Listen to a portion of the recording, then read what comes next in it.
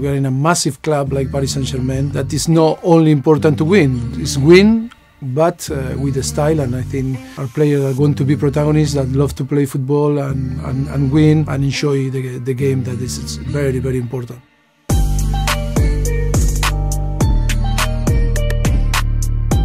Et bienvenue dans la quotidienne, très content de vous retrouver, bonne année les potos, j'espère que vous avez passé de très belles fêtes de fin d'année. Il a fait quoi mon gars Clément pendant les fêtes? J'avais le Covid.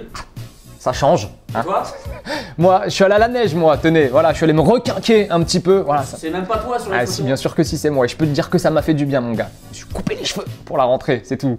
Il est là, en attendant, le nouvel entraîneur du PSG, Mauricio Pochettino, qui a dirigé son premier entraînement hier. Et il est heureux de retrouver le club pour lequel il a joué au début des années 2000.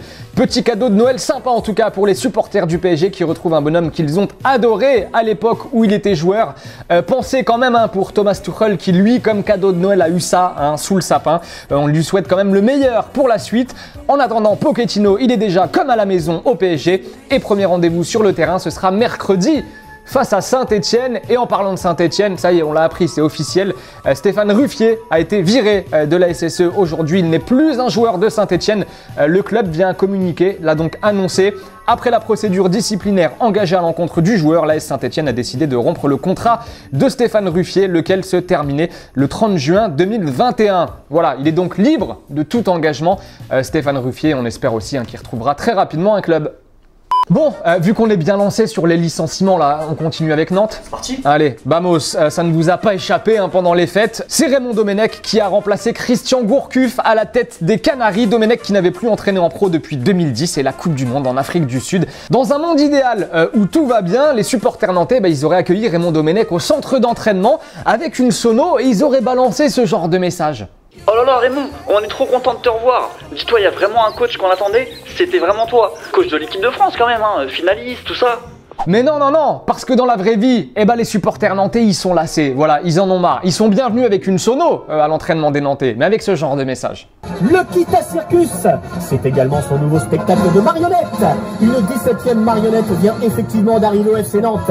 La 17e en 13 ans. Le Kita Circus vous propose son traditionnel numéro animalier. En effet, 11 chèvres vont être disposées un petit peu partout sur un rectangle vert et devront se passer un ballon.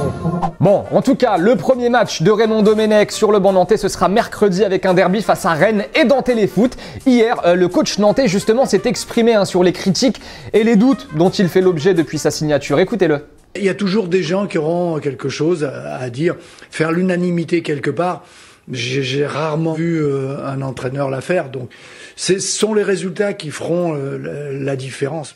Allez, l'heure du ballon, le premier football vrai de l'année, championnat universitaire du Japon, avec un joueur qui s'appelle Komi Ryota, et sa prise d'élan au moment de frapper un penalty est longue, beaucoup trop longue, c'est-à-dire qu'elle est tellement longue qu'on a presque envie qu'il le rate à la fin son penalty, parce qu'il y en a marre. C'est trop long, c'est fatigant, mais c'est au fond, voilà, désolé. Championnat d'Irlande du Nord, Glenavon face à Lanefield avec une volée parfaite, signée Jordan Stewart pour Lanefield, voilà, petit ralenti.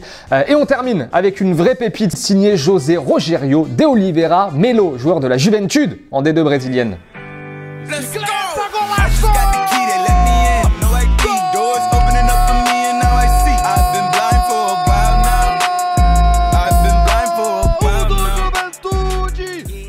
Et sinon, hier, à l'étranger, Ronaldo a inscrit un doublé, par exemple, lors de la victoire 4-1 de la Juventus face à l'Udinese. Ça fait 758 buts en pro pour le Portugais qui démarre 2021. Comme il a terminé 2020, 758, c'est un de plus que Pelé. Ouais, c'est à la mode de battre les records de Pelé en ce moment. Donc un de plus que le Brésilien qui, lui, en avait inscrit 757. Alors ça le place à la 3e place désormais, Ronaldo, derrière Romario qui, lui, en avait inscrit 772 en pro. Et le premier, c'est Joseph Bican, voilà, un Autrichien des années 30 qui, lui, en avait marqué 805. Bon, logiquement, mon gars Clément, ça va le faire, il va les dépasser? Oui. Claire. Et en Espagne, encore une victoire pour l'Atlético, 2-1 cette fois-ci face à Alaves avec encore un but pour Luis Suarez. C'est pas mal l'Atlético cette saison, une seule défaite en championnat, c'était face au Real Madrid. Petite question du jour, l'Atlético peut-il finir champion d'Espagne selon vous? Voilà, on vous demande s'ils peuvent rester en tête jusqu'à la fin de la saison. 2 points d'avance sur le Real au classement, 10 sur le Barça. Champion ou pas toi, t'en penses quoi? Bien sûr, surtout avec 2 matchs en retard. Et oui. Et tenez, si ça vous intéresse, on vous invite à aller faire un petit tour sur MyTF1 pour voir la superbe histoire, très très belle histoire du petit Saliou, 10 ans, qui avait un rêve, rencontrer les stars du PSG. Et bien figurez-vous que pendant les fêtes, son rêve a été exaucé. Franchement, c'est hyper beau, hyper touchant. Petit extrait.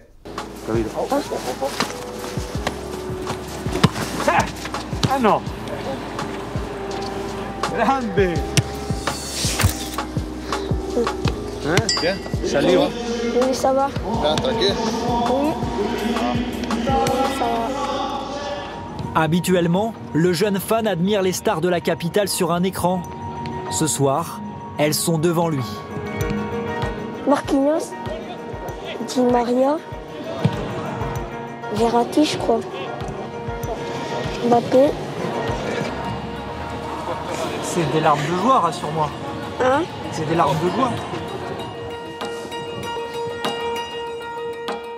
Et la version intégrale donc est à retrouver sur MyTF1. Les amis, avant de nous dire au revoir, vous le savez, première quotidienne de l'année, on démarre l'année très fort. Voilà, petite paire de crampons à gagner, futur. Voilà, toute la semaine dans la quotidienne réservée, comme d'habitude, à nos abonnés sur YouTube. Magnifique crampons.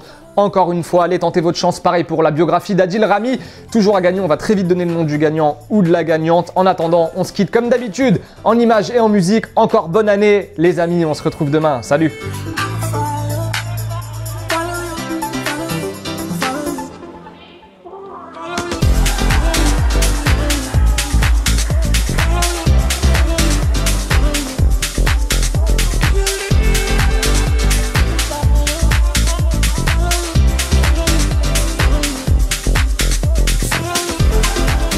Et n'oubliez pas les amis d'aller jeter un coup d'œil aux autres contenus exclusifs de Téléfoot. On est toujours là pour vous, et oui. Et on n'oublie pas aussi, évidemment, d'aller s'abonner. Salut!